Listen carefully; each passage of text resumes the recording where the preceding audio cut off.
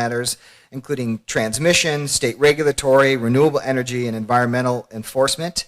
As I mentioned, he served on the Wisconsin Public Service Commission. His term ended earlier this year.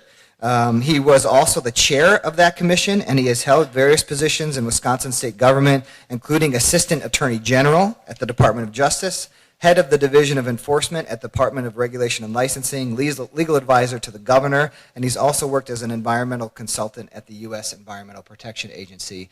So please welcome Eric Callisto for his opening remarks.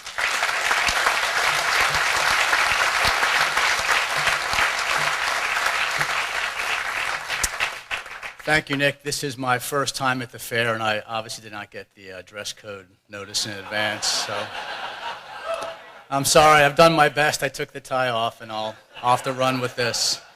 As Nick noted, I'm a lawyer with Michael Best and Friedrich. We're a firm that has offices around the state, Chicago, D.C., other parts of the country, and we have an energy practice, and that is what I am part of. But as Nick noted, prior to my time at Michael Best a few months ago, for about 8 or 9 years, I was a regulator at the Wisconsin Commission.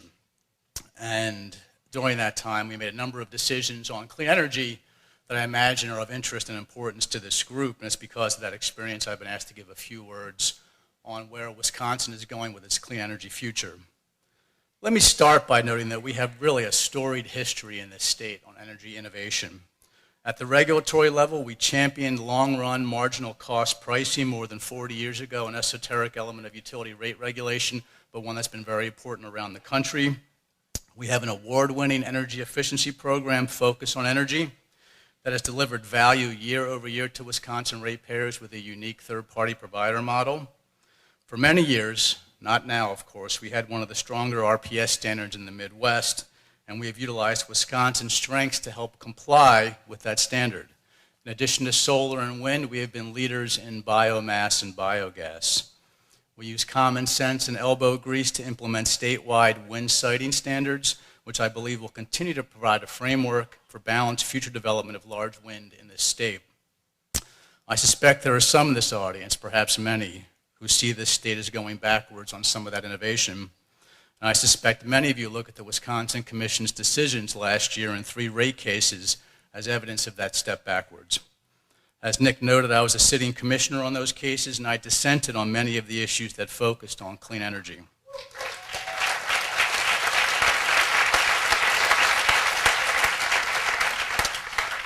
While I won't bore you with the details of those dissents, I do think the underlying theme of my dissents is important to emphasize. That theme is one of equity, and my belief that those decisions tip the scales in an inequitable manner. The Commission increased fixed charges in those rate cases by as much as 130%. It added additional charges in some instances on distributed generation, and in one instance, it changed annual netting to monthly netting. While the details of these decisions are not important, their effect was to increase the cost to small distributed generation owners and to generally increase cost to the lowest users of energy on the system. Energy efficiency became less valuable, and price signals were muted. The majority argued that these changes were necessary to eliminate cross-subsidies. Each of those decisions was made with advocates on each side arguing that equity supported their worldview. That is, to be right, the Commission, to be equitable, had to rule in favor of their position. And while I believe that the majority's decision went the wrong way, I can see a cogent argument as to why equity would dictate that result. I just didn't buy that argument because the evidence didn't support it. Evidence matters, and I thought the interveners and Commission staff had the much better evidence in this case. What I found truly inequitable was the lack of process prior to making such substantial changes in the state's energy policy. My core complaint in each of the 3 rate cases was that the decisions were being made in the uniquely Byzantine maze of a utility rate case. Rate cases are circumscribed by limiting rules, are expensive to participate in, and are not, in my opinion, the right forum to hash out critical matters of statewide energy policy.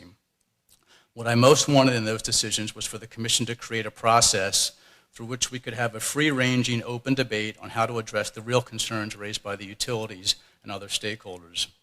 I have faith in good process, and that good process leads to good results, to equitable results. So I continue to believe there needs to be a structured Wisconsin debate on clean energy, a debate that explores the value of distributed generation in all forms, a debate that looks at all ownership compensation models. Utilities will continue to play a vital role in this state, but there is undoubtedly room for others to provide service and value. I encourage you all to push for that continuing public dialogue. Having said that, and with my sincere apologies to Crosby, Stills, and Nash, if you can't be with the process you love, then love the process you're with. That's because the voice of this community at the Commission and elsewhere has made a difference, and it has made a difference despite the absence of good process. For example, look to the community dialogue now being conducted by Madison Gas and Electric, an effort focused on getting the pulse of the community before the utility takes any additional steps on rate design and distributed generation. Alliant Energy is proposing 2 megawatts of solar with its new gas facility in southern Wisconsin. As already noted, Dairyland Power is seeking 25 megawatts of solar throughout its territory. Each of these efforts is focused on maintaining or reestablishing equity between everybody with an interest in clean, reliable, and affordable energy. And I don't think it is a stretch to suggest that these 3 examples were influenced by the debate that occurred in last year's rate cases. That debate didn't occur the way I wanted it to. I ended up on the losing end of those decisions, but I do think progress is being made. Incremental, but progress nonetheless. So take those small victories and continue on. That the Commission did not go with me last year is not reason to move the clean energy debate only to other forums. I do believe it takes time and resources to educate and ultimately move a regulatory body. My own opinion as a commissioner changed over time on a number of issues, and I believe the clean energy community needs to continue to make its case at the Commission. You need to remain active in other forums as well. This legislature responds to the business community. For those of you who make your living in the clean energy space, speak to your representatives.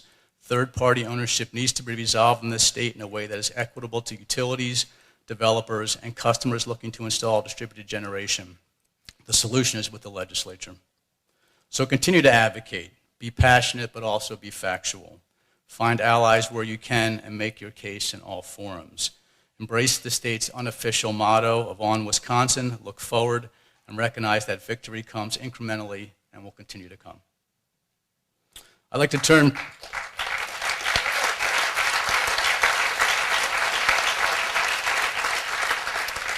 from our small corner of the world to the national stage. It is my pleasure to introduce John Wellinghoff, a former chairman of the Federal Energy Regulatory Commission, or FERC.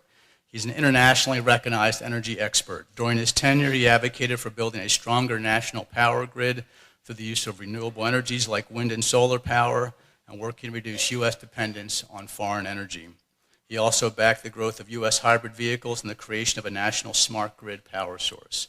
The longest-serving chair of the FERC, he brings to the table 38 years of leadership experience in federal and state energy policy, regulation, and project development, and is one of the nation's preeminent voices on energy issues. Please join me in welcoming Mr. Wellinghoff.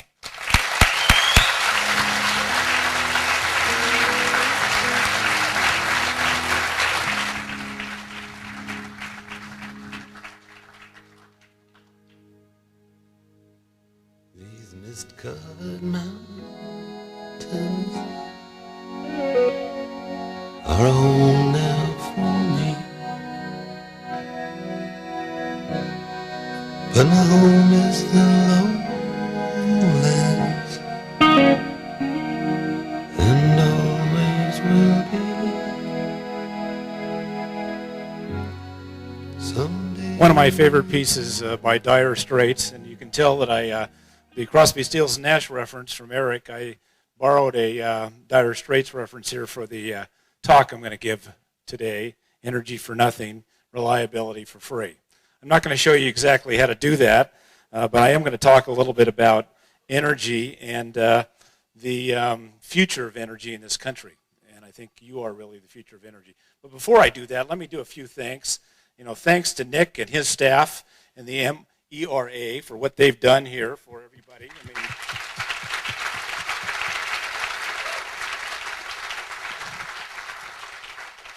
The MREA is just an amazing organization that I knew very little about, but I'm finding out a lot more about.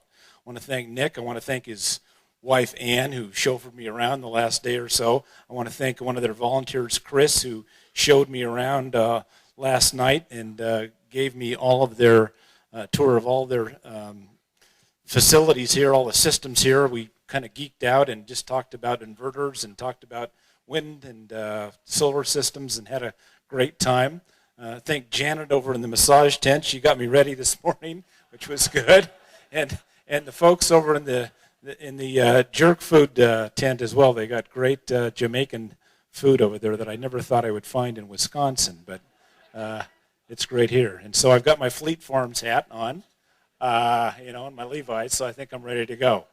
So let's talk a little bit about energy, and not only in the Midwest but across the country. But before I talk about energy per se, what I want to do is I want to talk about three concepts, sort of general propositions and concepts that people tend to talk about. One is, what is your opportunity cost? I mean, what is the cost for you to do solar? What is the cost for you to change the way that you buy light bulbs or do anything else related to energy? And everybody's opportunity cost is different. Economists would tell us that there are no dollar bills laying around just to pick up. There's no easy money anyplace. But I would challenge that proposition because everybody's opportunity cost is different. This is a shot of me commuting. That's not actually me. That's the lady that I'm scrunched in next to on the BART in San Francisco. I live in Berkeley and I commute every day into San Francisco to work. And it gets a little crowded sometimes in the morning. And here's sort of a shot I took standing next to a whole bunch of people just crowded up together. And I'm standing there, and all of a sudden I look down, and I see this sitting on the ground. Dollar bill sitting there. And I'm thinking to myself, am I going to squeeze down there and pick up and get that? Whose dollar bill is that? Is anybody going to pick that up? And you know what? Nobody picked up that dollar bill. Everybody just got off the train. Somebody picked it up eventually. I'm sure somebody, in the next wave through or whatever when there was enough room. But nobody was going to get down there in that crowd and actually pick up that dollar bill. So everybody's opportunity cost is different at different times, at different places, and we have to understand that. We have to understand that people are going to react differently to different situations, and people need things to be able to do things. They need maybe, financing, they need information, they need other things. There's all kinds of barriers to be able to do ultimately the right thing. And I think most of us know the right thing is, clean, affordable energy. We've got to clean up the energy in this world. We're going to be, we're already in trouble, and we got to do whatever we can to slow down as much trouble as we have now. So ultimately, we got to think about people's opportunity costs and how we can ensure that they can do the right thing. The other thing I want to talk about, which I think is interesting, is how do we promote efficiency? And how do we ensure that efficiency can get in place?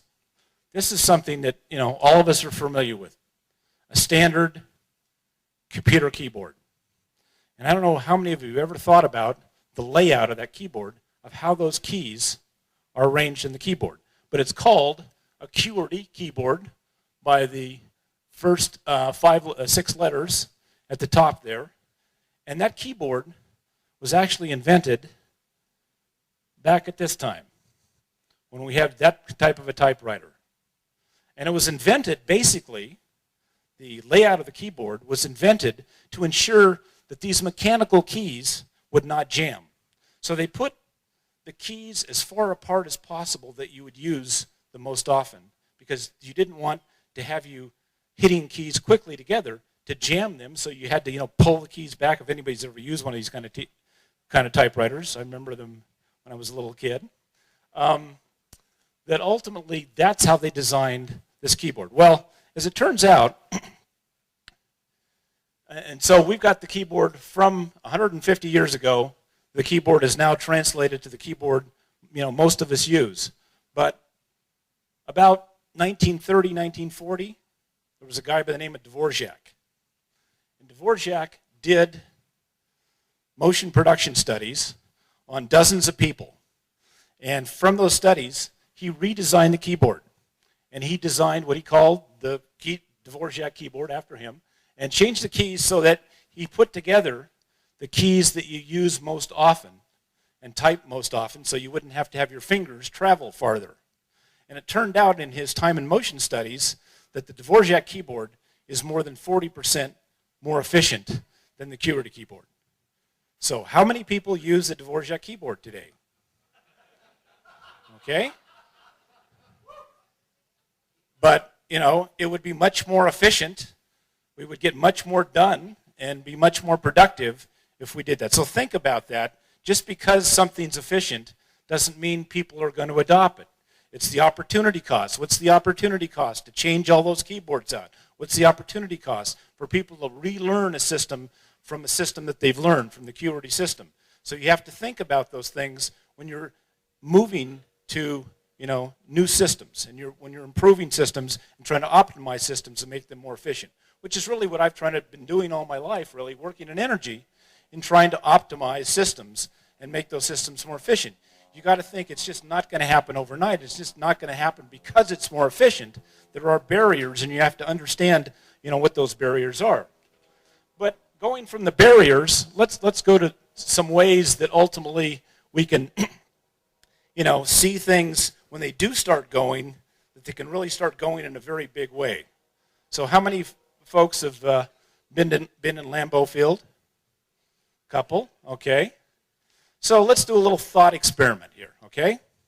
You're sitting in Lambeau Field after a game, and they're going to have a little contest, and you're sitting up in the very top row, and they're going to say, you know, we're going to see how long you can sit here before the whole field fills up with water and you got to leave. And we're going to do that by putting a drop of water on the 50-yard line. And then every minute, we're going to double that. We're going to put 2 drops and then 4 drops and keep doubling it. So, how long, let's start doing that. Let's see that water going in that field there. Okay. Doubling, doubling, doubling, doubling, and it's, you know, it's starting to reach those upper bleachers. So, did a little quick calculation. 1,255,899,906,842,642 drops of water, and you're moving. How long do you think that took? How many days, months, weeks, hours? Anybody think? Well, 12 o'clock. Remember I said first drop at 12 o'clock? 10 minutes to 1, you're moving. 50 minutes, you're gone. You're out of there. That's the power of doubling. And just think about doubling solar every year, okay? Think about the power of doubling and what we can do in this country with continuing to have something become successful and continue to move that through our economy. So let's talk a little bit now about where your energy comes from, where it goes. I know in the back rows there, this is a spaghetti chart that you can't see, but the big concepts here are what's important. This is a chart done by Lawrence Livermore Labs. They do this chart every year. What it shows is all the energy that we use in our country. This is all the energy that goes in. It's 98 quadrillion BTUs of energy. And this is where it goes to produce electricity into transportation and industrial uses, commercial, residential uses. And here's the energy services that we get out at the end over here. So what's most interesting about this is, number one, we're not using a whole lot of solar yet. But actually, I'll tell you, in the last 2 years, that has doubled. If you look at the numbers from Lawrence Livermore Labs, the amount of solar in this country has doubled overall as a total amount of energy, including petroleum going into transportation, has doubled, which is pretty amazing, actually. We're starting to use more natural gas and less coal. Most of our energy goes into petroleum, as you can see, a huge amount, and primarily into transportation in our cars. That we can move to electric, because, and I'll go into that some about electric cars. But the most interesting thing to me is all this energy going into electric generation up here. 38 quads going into electric generation. And how much actual electric use do we get out of that? Only 12 quads. So ultimately, we're dumping 1 unit of energy in, we're only getting 1/3 of energy out in the electric sector. And actually that applies to the transportation sector as well. So totally, we're getting about 40 quads of energy for the 98 we put in. So we waste 2/3 of the energy that we use in this country. Huge amounts of waste. So what that means to me is that there's huge amounts of opportunities all along the line, going from the production of energy over here and generation of energy. Certainly the production of energy in our automobiles is extremely inefficient. It's about 15 to 20% efficient at the most. And definitely in the electric generation area, but also not only in generation, but in transmission, distribution, and end use. All of those, every single one of those stages, you lose energy. So if we can use, number one, if we can produce and use the energy closer to where we need it, at our homes and businesses, distributed energy, you cut out all this and you're taking it back down here. So your waste is much, much more reduced, ultimately. And then if you can use clean and efficient sources of energy, wind and solar, biomass, geothermal, etc., hydro, small hydro, then ultimately you can eliminate a tremendous amount of this waste. And then obviously the end uses that you have, and I'll talk about that as well, the types of devices you use in your homes and businesses. If you can use efficient lighting, efficient HVAC, efficient systems, ultimately you can reduce the amount as well. But opportunities here are massive in this country. If you look at other countries, Japan, Germany, others, even though, for example, Germany's rates for electricity, everybody talks about, well, they've got all this wind and solar, but God, the electric rates they pay, they do pay about 30 cents a kilowatt hour. But, however, their total costs of energy, their bills every month, on average, are half ours because they're twice as efficient. So it's not about your kilowatt hour price. It's about what your total bill is and how efficient you are and how efficient you use the energy. So what do we do when the lights go out? Well, sometimes we stop the game. This was the Super Bowl a couple years ago. Everybody, okay, what's going on now? Well, there was a transformer, local transformer that went out. Again, if they'd had, solar and batteries at the stadium in New Orleans, this wouldn't have happened, right? If they would have had local generation, that wouldn't have happened to them. Sometimes we stop our lives. This was Hurricane Sandy in New York. And, you people also are no strangers to massive outages. Midwest occurs these kinds of outages all the time, ice storms. And then we're starting to get these things called derechos, which I'd never heard of when I was a kid, but now there's these massive windstorms that 5 miles wide and 20 miles long that take out whole sections of areas of the Midwest as well at random times. And it turns out this all may be random, but it looks like it.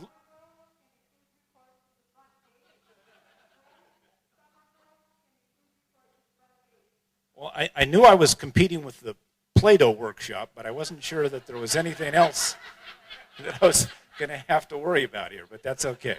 Just want to make sure that people do get to the front gate. So, it looks as if, these things are increasing. This is the incidence of electric outages in this country of 50,000 persons or more at a time. And as you can see, since 1984 to 2012, there's been a marked increase in the number of these outages overall, primarily because of storms and extreme weather are driving these in this country. So, is this a trend? Yeah, I think it's a trend. Is global warming here? Yeah, I think it is. Yeah, I'm pretty convinced. I don't need the Pope to tell me that. I think I'm convinced. So,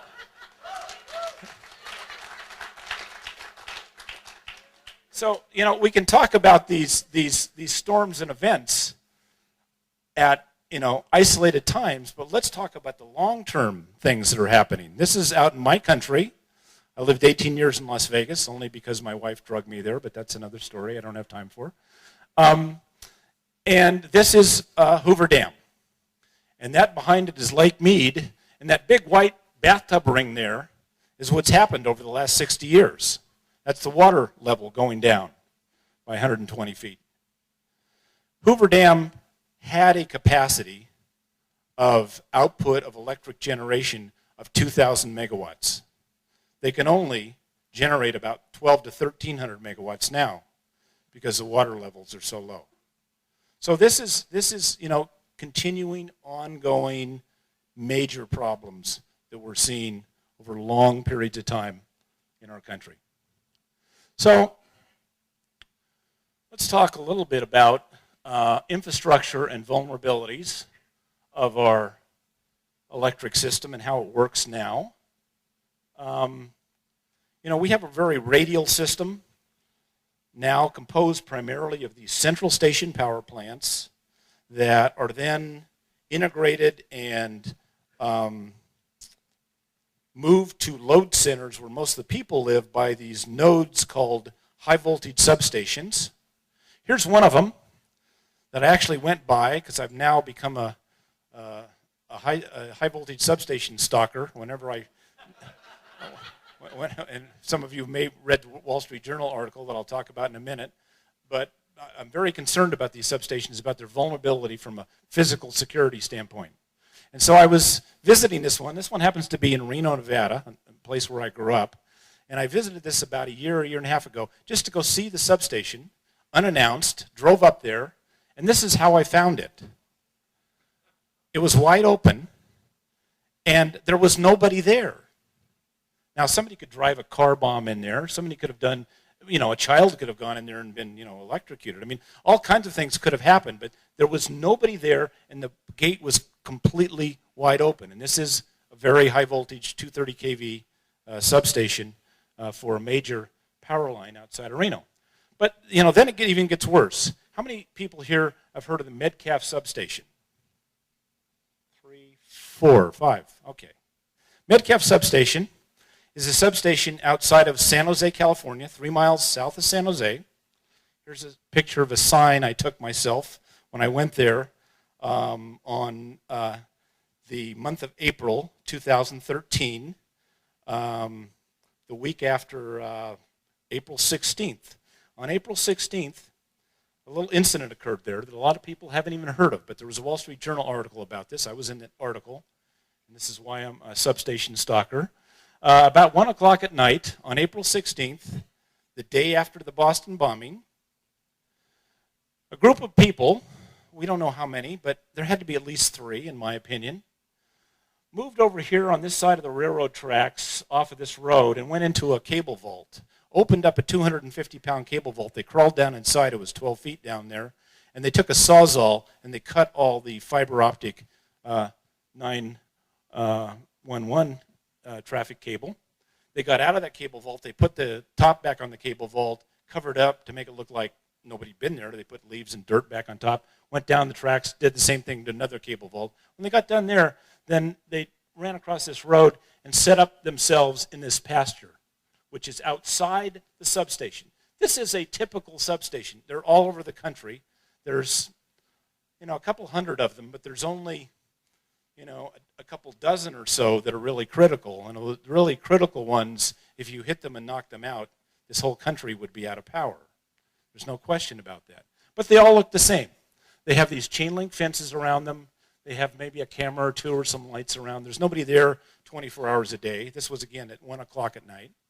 So they set themselves up in the pasture outside of this station, and they set up in firing positions and started firing AK-47 type rounds into the transformers in the substation, and they knocked out 17 of 21 transformers.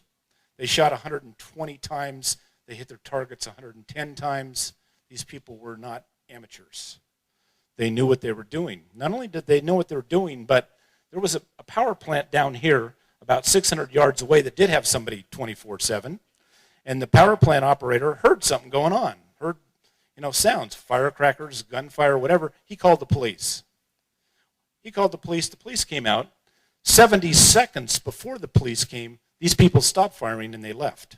The reason we know this is because we have the video, the very grainy video camera of PG&E. This is a PG&E owned substation that shows when they started firing. Somebody started with a flashlight signal to start them firing. 19 minutes they fired. They stopped firing 70 seconds before the police came. Police came out. They drove down this road. They drove around here. They heard nothing. They saw nothing. They left. So, about 2 hours later, what happened? These guys actually shot into the cooling fins of the transformers and not the transformers or the bushings themselves. So if they'd done that, there would have been an explosion. And this is Highway 101 over here. Even though it was 1 o'clock at night, there were people on the road, but nobody saw anything. So they hit into these cooling fins, which allowed the oil to leak out slowly. So 2.5 hours later, all of the temperature breakers on these transformers go off, and the transformers start to click off. The whole substation is operated by CalISO, the California ISO. So they have telemetry into this to see the operation of these transformers. They saw the transformers clicking off, and they called up PG&E and said, "What the hell's going on? Your transformers are all going out at Metcalf." PG&E said, "We don't know. We thought there was some wind on the fence," because basically the bullets were hitting the fence as they went through. They didn't even check. So PG&E sent a guy out there, 3, 4 o'clock in the morning, walks in the main gate, opens it up, walks over to these transformers, sees oil spewing out all over the ground, goes back, locks the gate, calls the sheriff. FBI has no idea who did this, no idea whatsoever, and this is still an unknown situation. Very scary situation. They're now after this, put in place a rule, a physical rule, where utilities have to beef up these substations and do something more than a chain link fence where you can get a bead on it from 1,000 yards away with an IR scope, ultimately, which you could do, and shoot these things from anywhere. At least make the fences opaque would help a little bit. And there's lots of other things you could do, and they're starting to do that, hopefully. But, we're still very vulnerable. That's why I like solar on my roof. I'll show you that in a minute. Antiquated systems unable to be competitive. Here's a smaller substation, actually. This is not a high voltage one. This is one, in a neighborhood substation that you see, all over the place. Here's Elon Musk going by in his Tesla. Yeah, driving. Let's get Elon to come back. Come back, Elon. Okay.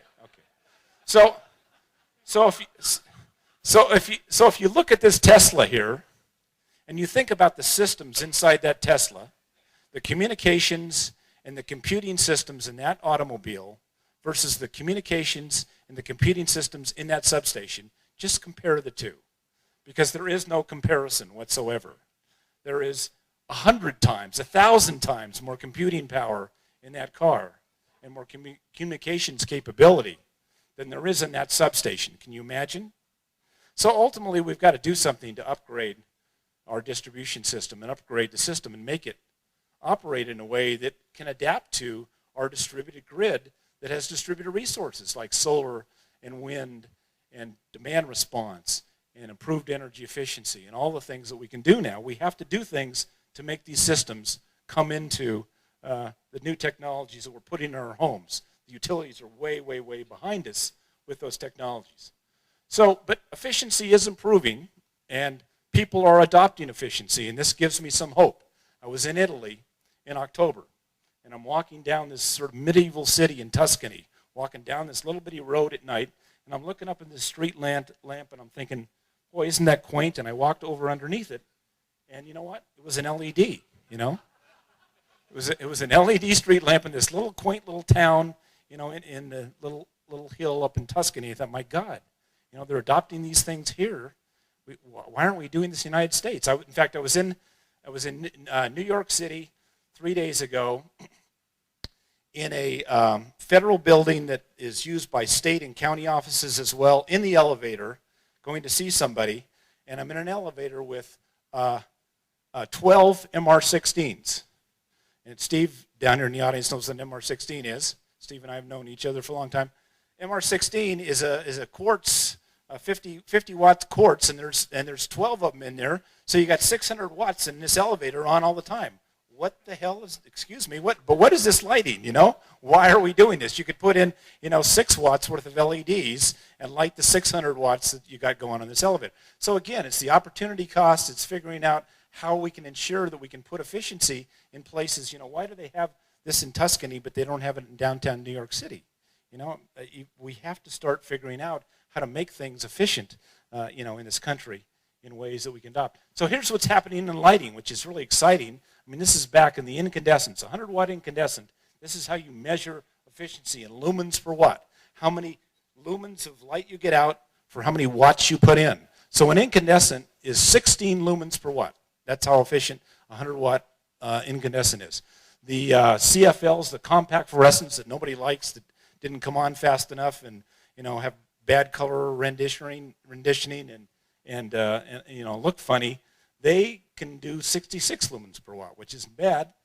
Some of the new LEDs, 100-watt equivalent LEDs, can do 70 or more, and the most efficient LED you can get on the market right now, 100-watt equivalent LED, is 133 lumens per watt. And I just heard that Philips has got one that's 300 lumens per watt. So think about 300 lumens per watt. That means what you could do with a 100-watt light bulb before 100 watts, you can now do with 3. You can get the same amount of light out with 3 watts. I mean, it's an amazing jump in technology. Technology jumps, again, that are coming on where? On the competitive market side for consumers. It's not coming in those substations for those utilities, because they're not competitive and they're not market-based. So ultimately what you're seeing is them lagging behind, significantly in technology. And efficiency is happening everywhere almost. This is from 2006, 2013. Televisions are getting much more efficient as desktop computers, and we're all going to laptops and iPads and things instead. Video game consoles. The only thing they can't figure out somehow are those cable TV people who put those boxes on top of your TV. They continue to be inefficient. I don't know why they can't figure out how to make them so they turn off or only operate about a watt at a time when the TV's not on. For some reason, they can't yet figure those out. But the result of all this, if you look nationwide, the result of all this, if you look over the decades, and let's start in the decades from the 50s to the 70s, from a standpoint of how fast our electric energy growth was growing in this country, it was on average growing at 8% a year, a huge growth per year during those decades periods of time. And if you move up here just to the 1990s and 2000s, you can see it's now at a level of 4%, and if you look at in the 2010s, we're now down to 2%. We're at a point, we're actually getting to a point where our growth is leveling out, where there'll be no more growth in electrical energy usage because we are getting more efficient. And we're adopting a lot of technologies that they've adopted in Europe and Japan and other places, and more technologies are becoming more efficient, like LEDs and HVACs, ground source heat pumps, and other things that are coming into play that ultimately more people are adopting and putting in place. So ultimately, what's happening is our efficiency is improving in this country, and improving rather dramatically. That's good for us. That's terrible for the utilities. They hate it because they make money by selling more electrons, most of them, unless they do what they call decoupling. But even decoupling, that still means that they make money only then by investing in more things that you don't need. So, it's a real quandary for the utilities to how to figure out what is their business model, how to set up a business model to continue in business when we're using less energy, because they don't need to build new big plants anymore. And as a result, they can't figure out how to continue on in what they have historically done at 8% growth of building new big central station, fossil, nuclear, and other power plants. It's very, very difficult. Plus, we're taking it away from them not only in becoming more efficient, but we're taking it away from them by putting solar on our house, by doing all the things that we do to control loads in our house as well. So there is this kind of struggle going on between the established utility industry and their customers. Opportunity cost of distributed generation is declining, as you all know here. That's why you're here. There's a truck out in front of my house in Berkeley, California.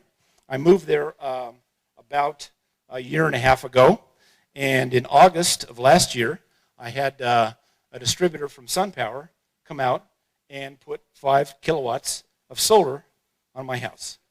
And there's the panels on top of my house. I love my solar system. There's my inverter underneath my garage, my little space there. And here is a printout I've got on my iPhone, I can see this every day wherever I go, of how much I'm using. This is the blue energy down here.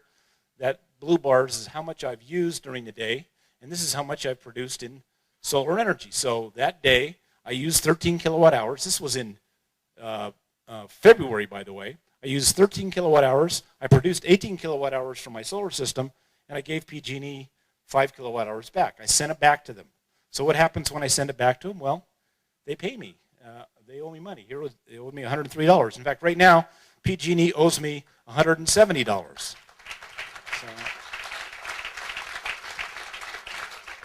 So here are policies in place that are rational policies that look at the costs and benefits of these systems. And in California, they pay you, and they do here, I understand, to some degree, although they're trying to do other things, as Eric mentioned, that may not be so good for continuing solar, and we need to resist those and fight against those and put evidence in records that shows how wrong-headed those policies are, because they are wrong.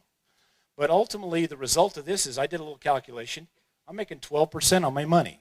Where can I put my money for 12%? I don't know any place I can put my money for 20 years, 20, 25 years. I think SunPower guarantees my system for 25 years.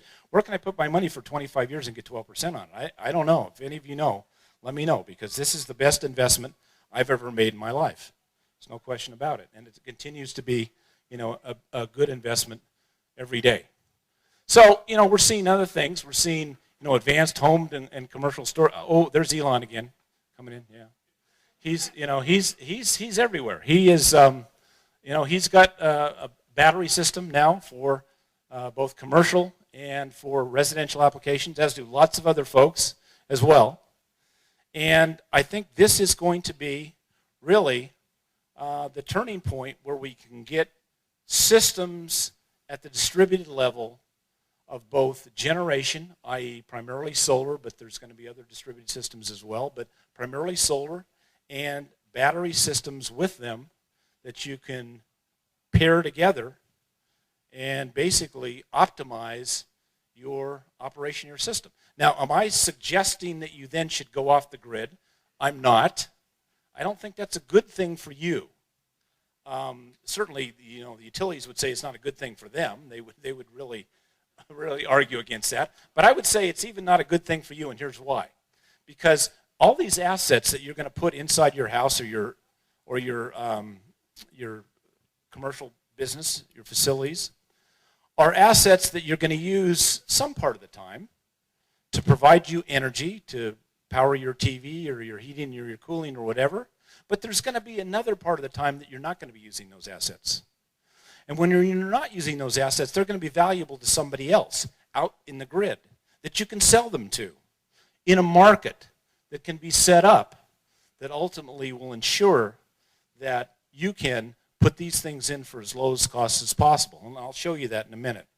And so some of the kind of things that are being done to do that right now, here's a battery system, and this is a lithium-ion battery by a company that's kind of battery agnostic. They put in whatever batteries they can use from whatever manufacturer. They don't manufacture any batteries. They're sort of a system bundler and aggregator. It's called STEM is the company. And they go into commercial buildings and they put in batteries in those buildings for the sole purpose of lowering the demand charges on those buildings so that they don't have to pay higher demand charges, because typically commercial customers have to pay not only an energy charge, a kilowatt hour charge, but also a demand charge. And basically, they put in these battery systems to allow those commercial customers to save money on their overall energy bills by doing this in their facility by lowering their own charges. However, they also believe that these batteries can be useful and will be useful by those same commercial customers to provide services out to the grid as well. And I'll show you again an example of those services here in a minute. So just quickly, another thing, improving electric infrastructure. I think we're going to have infrastructure and continue to have it at the distributed and transmission level, because we do have efficient resources that you can obtain distances from consumers, like large wind systems. And wind is getting very efficient these days and very inexpensive. And so we want to continue to foster that and have access to that by consumers. So we need to improve the way that we use these lines, and here's some new technology that can do that. Here's a company that actually is putting a device on lines that can actually turn a line into a flow gate and change the flow of electricity in the lines dynamically. So they can signal that device and it will change the flow in the line and do it very rapidly and do it in a way that optimizes the use of the line and reduces congestion. Nobody else can do that I know of. So electric vehicles providing grid services. This is one of my favorite little set of slides here. I did this in 2007 at FERC. This is actually the front parking area, or the side parking area at FERC, where we brought in an electric car. This is actually, I know it looks like a Toyota Scion, but actually it's been converted to an all-electric vehicle. So it has lithium-ion batteries in it, an electric motor. University of Delaware converted this car in conjunction with Pepco Holdings, the utility there in D.C. They converted the car, and so they brought it into FERC. We set it up under this tent. We plugged it into a meter, so it was charging in essence. And then what we did is we've got a laptop computer right here. And that laptop computer is not connected to the car in any way. It's actually signaling up to Wi-Fi to the internet. And what it's going to do is that computer is going to go back to the grid operator in the DC area called PJM, which is the big grid operator all the way from New Jersey to Chicago. And it's going to look at that grid operator's control screens and look at something called regulation service. Now, regulation service is the service that you need to keep the grid stable. So when you go over and you flick a light on, some grid operator out there has to note that, not literally, but when you do enough things like that, and change the amount of generation that's out there to match it. And you've got to match it precisely, literally, every sub-minute. Because if you don't, it'll go out of frequency, because we're at 60 hertz, and you can't stay in frequency unless you match the amount of energy that's on the grid all the time. So it's called frequency regulation, and grid operators typically call up a combustion turbine, or they signal a combustion turbine that can run up and down quickly to move quickly to meet the load changes that happen on an instantaneous basis. But we're going to do it instead with this car. With this Scion, it's going to be one of the grid regulation services that PGM is going to use. So what happened was we brought in the PGM engineer right here, and this is his laptop, and he signaled up to PGM, and he brought up on that screen all of his regulation service assets. Bunch of generators, and one of the assets he saw was this 18 kilowatt hour Scion sitting right next to him, okay?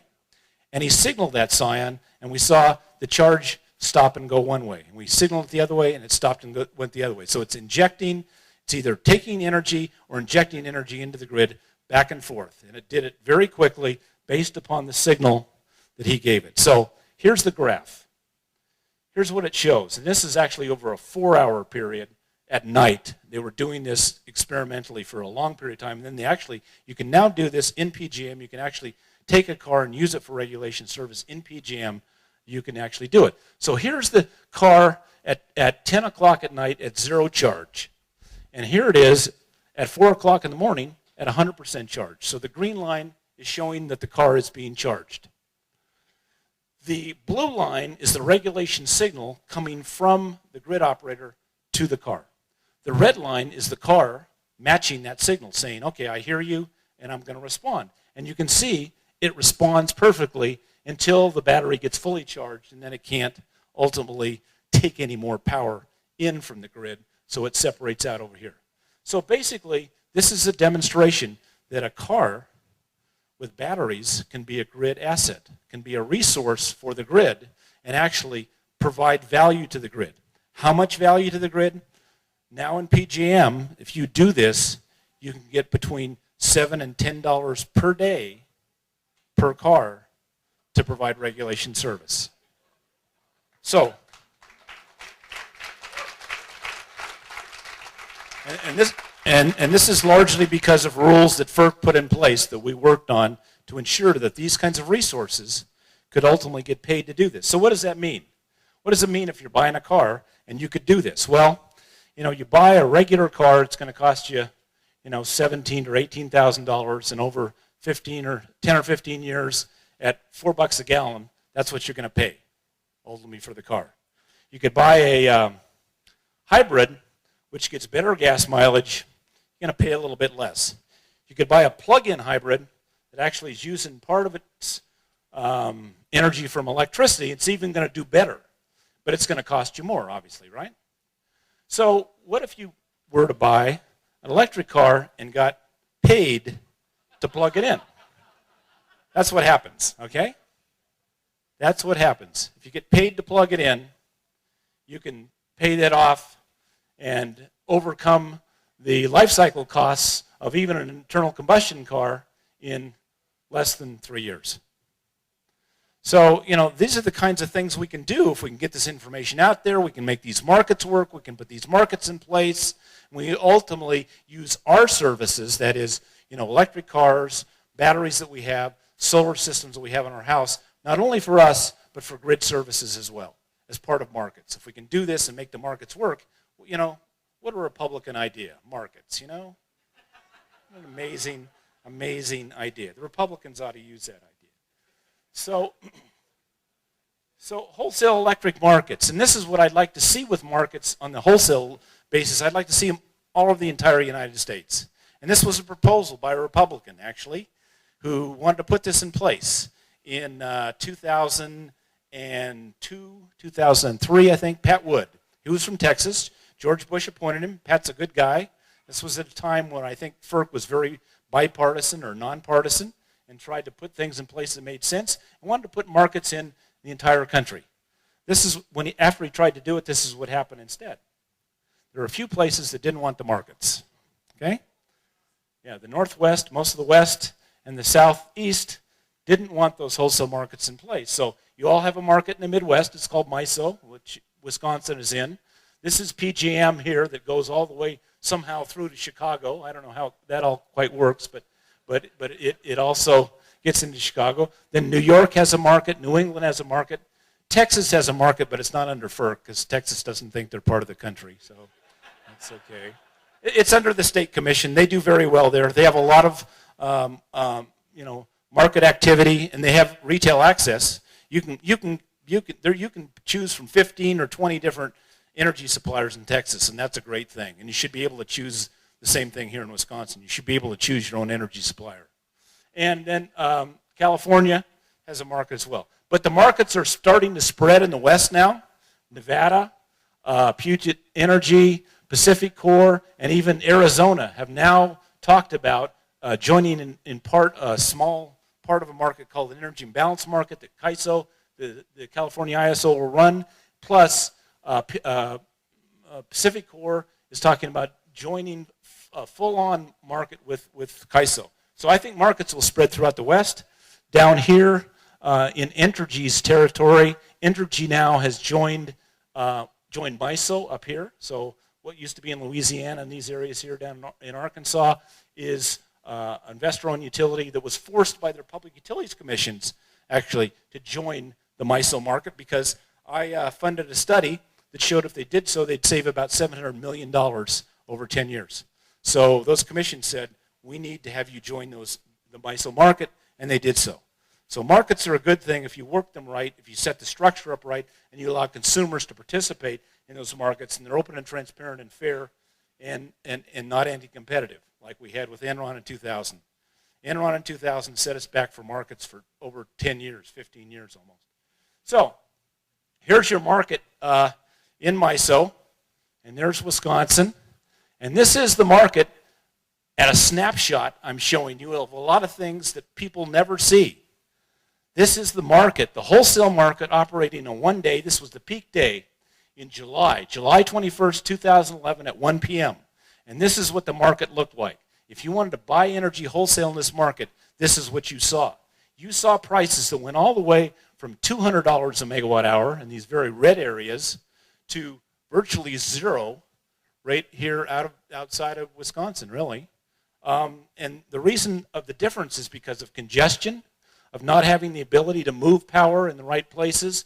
So somebody here had a lot of power to sell and no place to sell it, and people all here had needed a lot of power and they couldn't get it. So ultimately, we see these markets happen to have discontinuities all the time. But you don't see these prices. What you see is an average price on your bill every month of, 12 or 13 cents a kilowatt hour. That's all you see. What if you could see these prices? What if you were, for example, Walmart? Okay? That's all the Walmart stores in the Midwest. So if the operator of those Walmart stores could tell what the prices are over here in Illinois at this hour and over here in Iowa at this hour, they'd do very different things. Right here, they'd start to turn on all their chillers and turn on all their freezer cases and do everything they could to start consuming power. And right here, they'd start to turn the temperature up a little bit and do whatever else they could to ultimately reduce the use of power, because they could make money by doing that. And in fact, consumers are starting to do that. Consumers are starting to get into these wholesale markets and participate in them and do things like demand response and energy efficiency in these markets in ways that are making the markets work better and also giving consumers the opportunity to make money in the markets. It's happening. And if we can all get together and make it happen in a more robust way, we can control our energy prices in a much more efficient, much more effective way. Because you as a consumer can start to control your own loads as well. Now, you don't have to do it on a minute-by-minute basis, like have it, set up your own trading desk for your house. You really probably don't want to do that. But, there'll be aggregators who will do that for you. There will be people who say, well, let us just control this part, and we'll put it within these parameters, and you tell us, how hot you want it to get, how cool you want it to get, what parameters you want it to go in, and you give us this level of control, and we'll give you $15 a month off your bill, or $20 a month off your bill, or, we'll reduce your overall cost by so much, or we'll pay you so much to do that, one way or the other. So it's happening. It's starting to happen because people are seeing that they have much more control. They can have that control for a much less amount of money. It costs much less to put these sensors and communication in, and they can do it all over. So we can only drive markets, though, and create opportunity with policies that make sense. So here's an area of the world that has, I think, some pretty interesting policies. This is northeastern Germany. I got an opportunity about a year ago to fly over in a helicopter from the Baltic Sea to Berlin.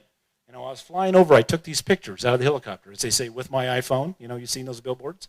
This picture was taken with my iPhone. And here you see farms all along. In fact, when I came into Wisconsin, the first thing I said to Nick is, I said, this looks like Germany. It was pretty interesting. It's just, you see farms going on and on. But these farms are different because they all have wind systems on them. These are 7.5 megawatt Sieben turbines. These are the largest wind turbines made. And they were just putting them up. They were just, brand new, starting to install these in this one particular farm. And they have, they don't have big farms. They're small farms, but they go from farm to farm and they put these turbine systems up. And this is an interesting picture. This is out of the front of the helicopter. The pilot here was actually the CEO of 50 Hertz, which is the biggest grid system in Germany. And he actually piloted the helicopter for us. He admitted after he got out of the helicopter he didn't have a license, but it's kind of. But he said he'd been piloting helicopters since he was 13 on his father's farm. So he was fine, and he also had sitting right next to him a co-pilot from the former East German Army. So I felt pretty secure. Anyway, this is here the largest airfield in Europe that is now covered over with solar panels. It's a former Soviet airfield. It was 6 kilometers long that the Soviets had. That was where they were going to take off and fight NATO. If NATO, if there was they ever perceived a threat from NATO, that was their base to marshal all their assets from NATO. And what the Germans did when they took it over, they covered the whole thing over with solar. They have 150 megawatts of solar on this former airfield outside of Berlin. It's an amazing sight to see the solar there. So here's what the Germans have done. The Germans have done in a term of 10 years, they have tripled their renewable energy production. And they're now at a point where they're overall about 25% of their total production comes from renewables. And hydro hasn't gone up that much, so it hasn't been much of a hydro increase. Solar has gone from virtually nothing to almost 5% or over 5% now, because these are 2013 numbers, and by now it's probably up to 5%. Biomass, they've done a tremendous amount with biomass. you go to flying over those farms, every single farm had biomass operating at those farms. Every single one. It was amazing. And then wind, the tremendous amount of wind energy increase, gone from 3% to it's probably now up to 9%. So the Germans have really, put in place a very strong policy. In part, the Germans also drove this curve. The Germans were responsible, really, for driving this curve, and that is driving the price of solar down.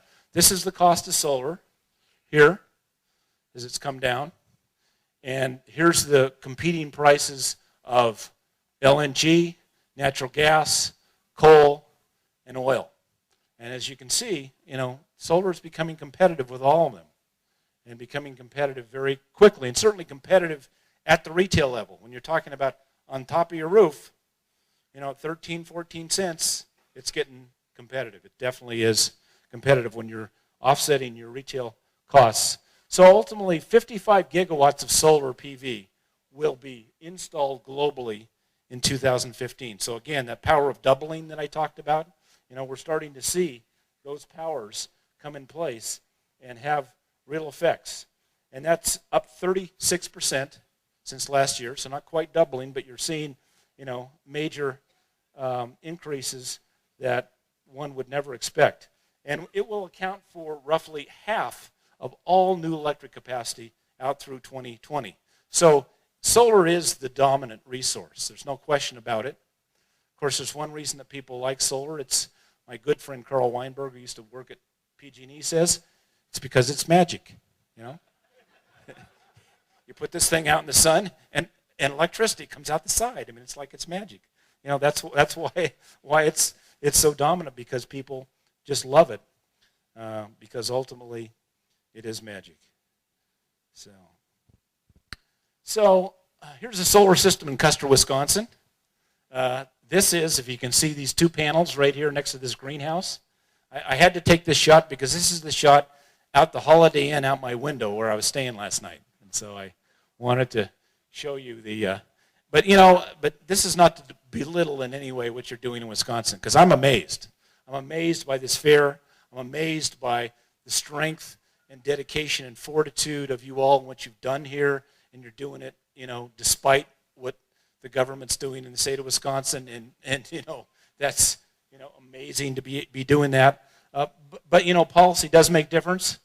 I mocked up this page, and I want to say this is a mock-up. This is not a true New York Times Business Day page, but this could be a true headline here. Minnesota is home of the solar gold rush, and this is a true article here. Solar City announced yesterday they're putting $200 million into Minnesota solar. $200 million.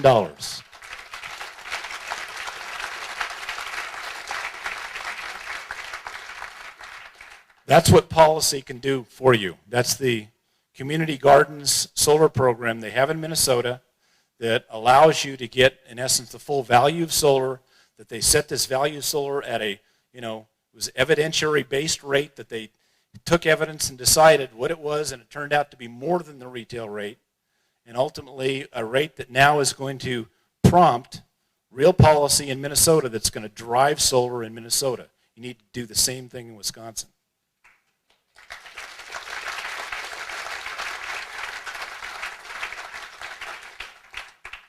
So for those of you sort of the further reading, anybody wants to read a little bit more about some of the things that I've written about and about how to change the utility business model and what it should look like, I wrote an article in not a real popular magazine, kind of an esoteric one called the Public Utilities Fortnightly. But in any case, it probably is accessible in libraries and other places, or if you email me, I'll send it to you. It was in the August 2014 edition about a new distribution platform. Along the lines of a lot what's happening in New York, and that's why I just spent some time in New York. They're doing some amazing things in New York as far as changing their distribution platform there and opening it up to everybody, moving the utility out away from being the gatekeeper and provider of everything, and just, trying to ensure that they will enable other entrepreneurs and third parties and market providers to provide market services to consumers in an open platform where you can get all these services and make the assets that you have, like solar, storage, batteries, and other things valuable to everybody on the grid so you can lower the cost for everybody. But I wrote about that a little bit in this article in the Public Utilities Fortnightly, so I'd commend you to go take a look at that. And with that, I'd like to thank you all for